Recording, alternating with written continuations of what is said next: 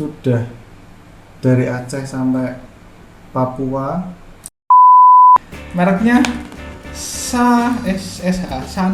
Pokoknya merek keripik banana chip punya sebelah. Itu nggak sengaja sih, nggak sengaja. Bisnis LPG sama snack ternyata kan beda banget mas. Jauh, benda keras sama lunak. Iya. Iya.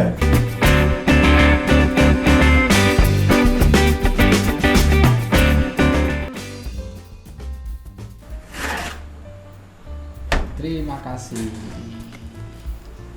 Segelas kopi kali ini menghadirkan Bro Allen. Halo Mas. Halo. Mas Bro Allen ya. Dari Pekalongan ya? Dari Pekalongan. Pekalongan. Bisnisnya nih, keripik pisang.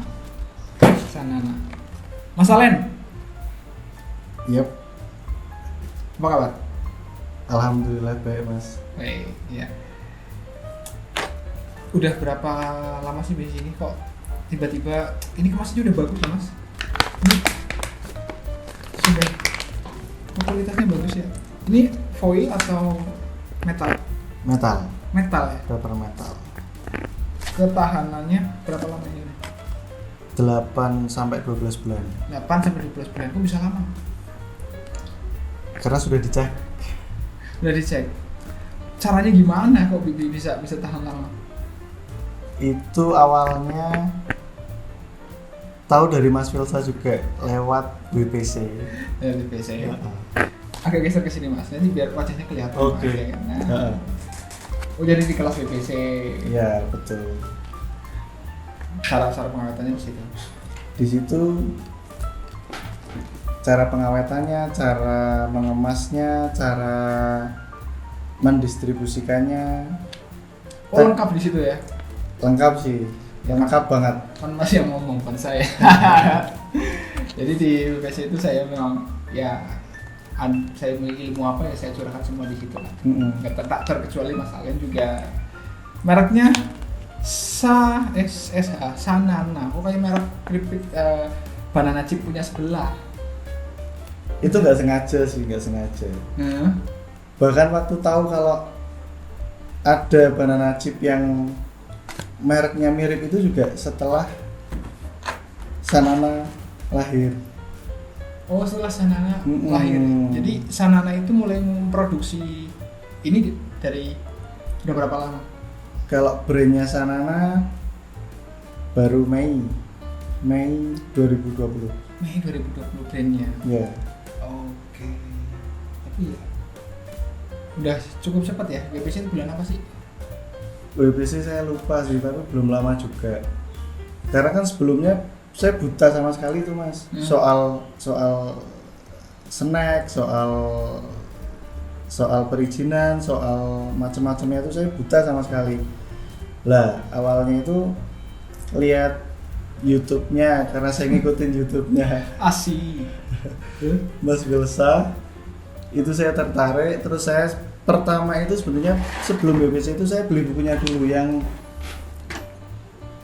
miliarder apa ya itu mas ya judulnya kok saya lupa. Ayo. Tapi sudah saya baca sampai tuntas itu. Judulnya lupa nggak dibaca. Setelah itu saya ikut meraup miliaran melalui kemasan yang cantik dan brand yang betul. Oke, terus Mas Allen ini backgroundnya aslinya apa sih? Saya jualan LPG mas sebelumnya. Tukang LPG. Wah sekarang masih juga. Jadi kok kenapa tiba-tiba banting setir jualan ya keripik pisang kayak gini? Karena kalau di LPG itu kan dibatasi mas, tidak bisa berkembang. Oke. Jadi kalau di LPG itu sudah dikasih alokasi jatah lah ya. Jatah itu 1 hari sekian atau 1 bulan sekian, ya sudah segitu, tidak bisa dikembangkan, tidak bisa menjadi besar. Ini produksi sendiri. Produksi sendiri, punya brand sendiri. Legalitasnya udah lengkap. Legalitas lengkap, mulai dari BIRT, halal MUI, barcode sudah ada. Barcode sudah. Itulah ya. Ini ada berapa rasa mas? Ada 4 rasa ya. Belum terasa. Ini rasa vanilla. Coba saya cobalah. Walaupun udah pernah dikirimin tapi ya karena enak kan habis kemarin lupa sampai saya lupa mau posting di Instagram, lupa habis dulu begitu gua udah habis loh iya ya belum di post di Instagram. Oh sini tapi kok pekat banget bumbunya ininya ya bumbu tapurnya. Rasanya oke. Kalau menurut saya sih rasanya ini udah bisa dijual mas. Udah strong, udah layak jual. Jadi mewakili lidah konsumen ya. Jadi untuk kelasnya keripik pisang ini kalau menurut saya ya lebih enak. Jadi waktu itu saya ngomong sama Mas Alen ya kalau nggak bisa lebih enak dari si punya itu ya, yang udah seorang public figure ya, yang orang udah terkenal gitu ya nggak akan bisa bersaing.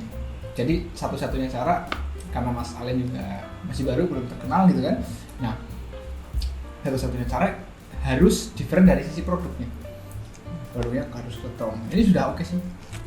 Lah termasuk bumbunya itu kan yang ngasih tahu kan Mas Pilsa sih waktu itu. Oh iya kan ada di database di ini di BPC kan supplier sudah ada dikasih. Ya saya nggak usah terlalu banyak bahas BPC-nya. Saya pengen justru saya udah Mas Alen kesini, pengen interogasi. Wah. Interogasi. Kok jadi seorang penjual LPG beralih ke snack, gitu kan? Nah, ada apa? Ini kan tadi produksi sendiri. Ya, produksi sendiri. Betul. Di Pekalongan. Produksi sendiri, punya brand sendiri. Terus progres pemasarannya udah sampai mana? Kalau pemasaran alhamdulillah sih sudah dari Aceh sampai Papua ada reseller. Sudah pernah kirim. Dan 90% customer itu repeat order. Ya, artinya produknya worth it lah. Ya. Jadi resellernya ada berapa sudah? Reseller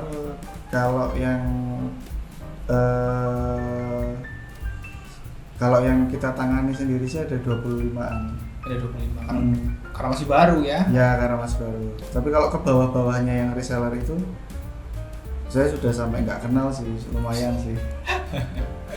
Peluang produk baru, resellernya belum banyak. Ya boleh lah jadi reseller.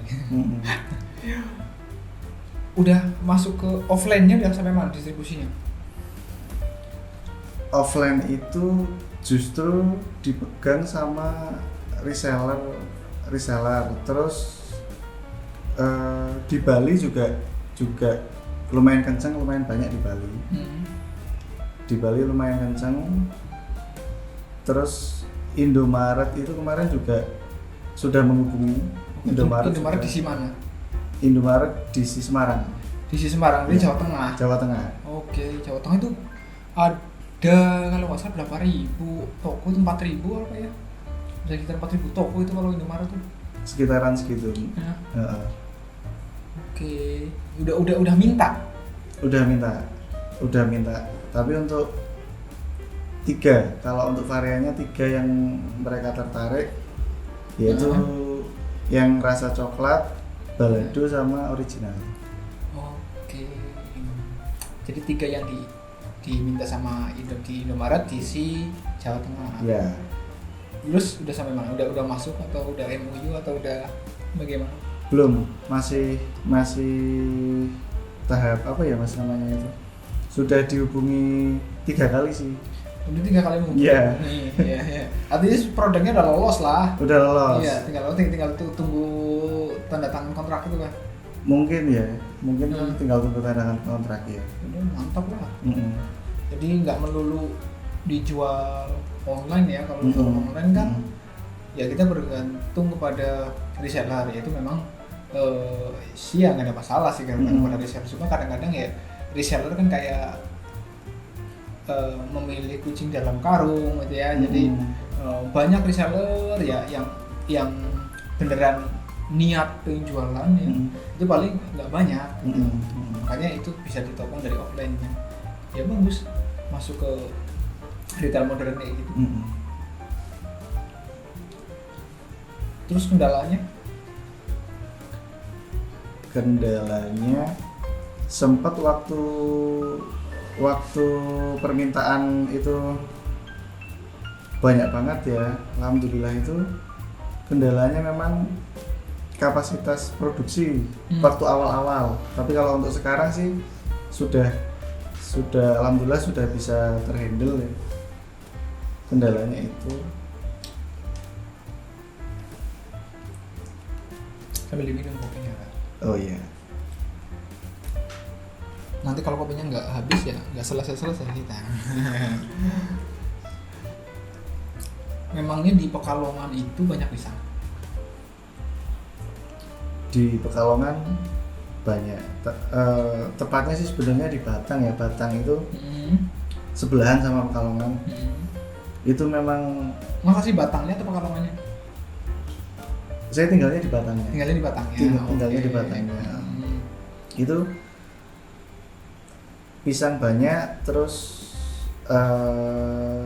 di sana memang rata-rata penghasil keripik pisang. Oh, ya. Saya ada sentra. Kayak bikin PIRT aja kemarin berapa lama kan? Iya, PIRT 2 bulan.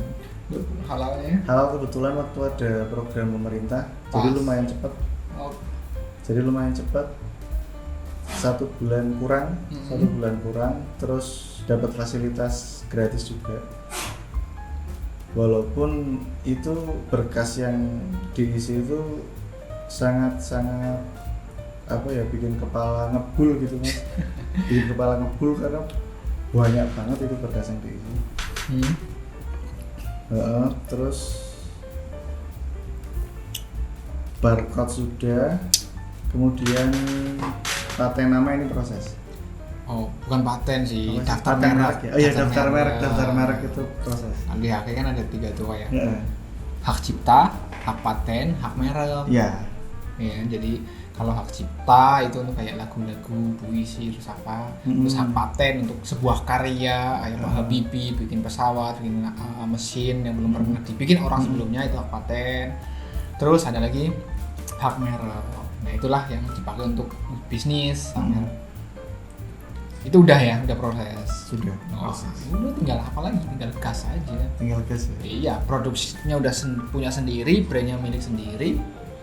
Terus ya udah nggak ada ketergantungan sama siapapun. Jadi HPP-nya lebih rendah kan. Jadi otomatis bisa jual ke reseller lebih rendah. Ya harusnya sih bisa digas ya. Bisa digas. Iya, jadi harusnya cepet ya, harusnya cepet. Sama menanti nasihat-nasihat dan petuah-petuah dari ya makanya di sini dinasihati. Nggak lah, kita ngobrol ya, sharing ya. Iya. Bukan menasehati sih. Mas Salen kesini mau konsultasi, ya sayang kalau nggak didokumentasikan begini. Jadi supaya teman-teman juga tahu kan, historinya Mas Salen itu bikin keripik pisang itu gimana. Ternyata malah saya juga baru tahu tuh Mas Salen itu pedagang LPG ya. LPG yang berapa kilo? 3 kilo Mas. 3 kilo. Ya, LPG ya keuntungannya memang tipis ya. Ya penjualannya cuma di lingkungan situ aja. Betul. LPG. Kalau snack sama sih. Kalau snack kan beda Mas. Kalau snack itu beda. Snack beda banget ya Mas. Kalau snack itu bisa dijual ke kemana-mana. Keluar kota, keluar pulau, ke luar negeri juga bisa. Kan udah pernah kirim juga ke Hong Kong sama Singapura sama Perancis juga udah pernah. Mengeri. Jadi nanti kalau saya ke Menara Eiffel itu di bawah ada tong sampah itu, kalau pas nemu kemasannya Zanana dari Zanana ini ada di situ. Iya. Wah, itu bikin bangga banget. Walaupun di dalam tong sampah. Oh iya, berarti ada orang makan di sini gitu ya.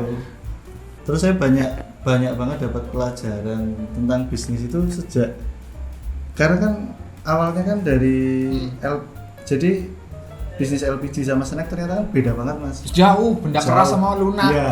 Iya. Terus dari cara berpikirnya, terus distribusinya, terus iklannya, marketingnya itu saya benar-benar baru gitu loh, dapat sesuatu yang baru. Oh iya mas, ini kan karena produksi sendiri, bisa dong kalau misalkan dimaklon orang itu, orang mau mesen itu kan, mesen mas Pur bikinkan keripik pisang dengan standar seperti ini, ya dengan komposisi yang seperti ini, bumbunya kayak gini, tapi diproduksi hanya untuk dia. Ya. Daripada orang kalau mau bisnis harus investasi alat, bener kan? Iya betul. Beli alat, beli apa, cari bahan baku kan repot. Nah, jadi ya kenapa nggak dijual curah aja sekalian kan? Selain punya brand, ada juga yang jual curah kan? Misalkan ada yang pengen maklon, ya udah layani aja. Bisa kan? Bisa. Iya, bisa. jadi teman-teman nggak repot, jadi teman-teman nggak repot. Pengen jualan punya produk kayak gini dengan merek sendiri, ya pesan aja ke mas, kalian mas produksiin, terus brandnya brand sendiri gitu. Karena asik, tanpa repot mikirin produksi. Tapi tentunya harganya kan harusnya murah. Ya, karena produksi sendiri kan masalahnya kan. Ya. Nah, ya udahlah, itu tinggal ini aja.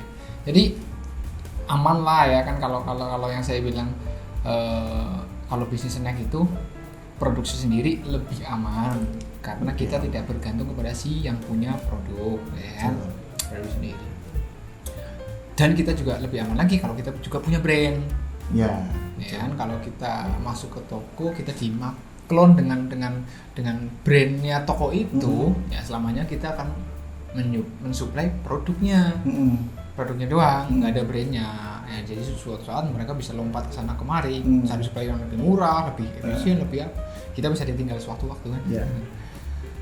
Tapi kalau kita punya brand, ya udah. Kalau itu suatu saat nggak ada, ya kita tetap punya brand, kita punya punya market sendiri. Yeah. Karena keripik pisang ini kan banyak pesaingnya tuh sudah. Yeah. Strateginya untuk biar beda lah dengan yang lain apa? Yang jelas sih kalau rasanya memang tadi yang dibilang Mas Phil saya itu ya kuat banget ya, strong gitu, karena memang bahan-bahannya itu premium semua mas. Bahan-bahannya premium, bumbu-bumbunya juga premium semua. Oh jadi produknya premium, harganya premium nggak? Harganya nggak premium, harganya terjangkau banget mas. Terjangkau banget? Iya. Dibanding brand-brand yang lain. Brand yang lain, keripik pisang yang lain lah. Ya, keripik pisang. Nah, kalau misalkan diadu di pasar gitu ya. Ya. Merek A, B, C punya yang udah jualan itu dengan sanana ini, harganya lebih murah mana? Lebih murah sana. Lebih murah ini? Lebih murah sana. Oh iya benar sih ya, karena rata-rata yang ada udah terkenal di pasar itu mereka sih maklum sih ya. Jadi bukan produksi sendiri. Kalau ini produksi sendiri, otomatis HPP bisa ditekan. Iya. Ya wajar lah kalau bisa jual lebih murah.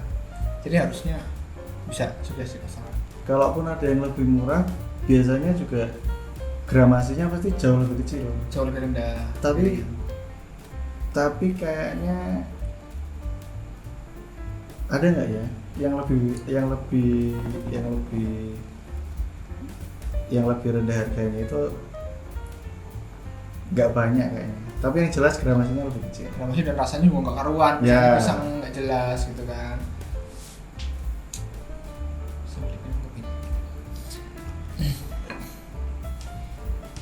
Habisin. Ini kopi mana mas? Kok enak mas? Hah? Kopi mana ini? Ada punya nanti nggak endorse soalnya. Oh gitu ya. Nggak, ini serius tapi kopinya Enak. Oh iya iyalah. Nah, ini buat tamu khusus kalau di sini ya. Kopi enak tapi ya belum endorse. Kalau endorse kan bisa taruh di sini. nggak biasa soalnya rasanya kan bukan kayak merek apa yang perahu apa gitu, biasanya kan merek perahu apa gitu ya. perahu kebakar. Ya. Oke, Mas Bro Allen. Siap. Udah berbagi. Mungkin agak grogi, jadi beliau kesini itu saya nggak ngomong mau saya interogasi ya, tiba-tiba langsung aja duduk di sini, jadi agak grogi ya kan. Biasanya kalau by phone itu kan ceritanya itu wis gacor banget ya, ceritanya banyak, tapi begitu sudah di sini apalagi lihat kamera ya. Tapi ya nggak apa-apa lah, yang penting sudah ada ilmu yang disampaikan buat teman-teman, inspirasi lah supaya dari program kita kan kayak di sini ya, untuk melahirkan lebih banyak pengusaha-pengusaha muda ya, agar ya ekonomi Indonesia lebih baik lagi dari sekarang. Ya. Amin. Ya mudah-mudahan nanti pulang dari sini follow up itu Indomaretnya. Kalau udah sampai segitu, sampai 3 kali ditelepon udah lah pasti masuk itu. 4.000 toko langsung masuk. Wih, kayaknya ngeri loh itu, Mas. Ngeri ya. Ngeri, bisa kontainer itu. Ya, satu DC loh, Jawa Tengah 4.000 toko, coba bayangin kalau satu toko aja, laku 1 pieces seminggu. Ya, 1 pieces seminggu, artinya seminggu itu 4.000 pieces laku. 4.000 pieces. Iya kan? Iya. 4.000 pieces kan? Iya juga. Seminggu. Masuk pieces sebulan 16.000 pieces ya, 16.000 pieces. Coba. 16.000 pieces. Kuat nggak produksinya? Ya. Jadi PR-nya di situ. Ketika udah diterima, produksinya harus dibaikin, dibenerin. Kapasitas produksinya, terus kayak suppliernya, ya, supplier pisangnya itu harus benar-benar ya pakai ikatan lah, kontrak kalau bisa kan, supaya soalnya kalau masuk ke retail modern itu kalau kita nggak mengirimkan sesuai dengan jumlah yang diminta, kita kena penalti kan. Oh gitu. Ada penaltinya. Ada penaltinya. Misalkan mereka pesan 1.000 gitu kan, kita waduh kapasitas produksi nggak nyampe, kita kirim 500 aja, ya marah mereka, kita kena penalti, kena denda. Gitu, ya. Kena denda. Makanya ya PR-nya setelah itu ya udah kuatkan aja di kapasitas produksi. Nah setelah itu kalau udah clear, lancar, baru masuk ke retail modern sebelah. Nah itu lancar lagi, sebelahnya lagi. Sambil nanti bakal ada distributor. Ya dari ngobrolan kali ini juga pasti ada distributor yang nonton, mungkin bisa nanti dikontak. Amin. Pasti, karena banyak yang nonton. Insya Allah banyak yang nonton. Insya Allah banyak. Oke Mas Allen, terima kasih banyak. Siap. Mudah-mudahan menginspirasi. Sampai jumpa di video berikutnya. Bye.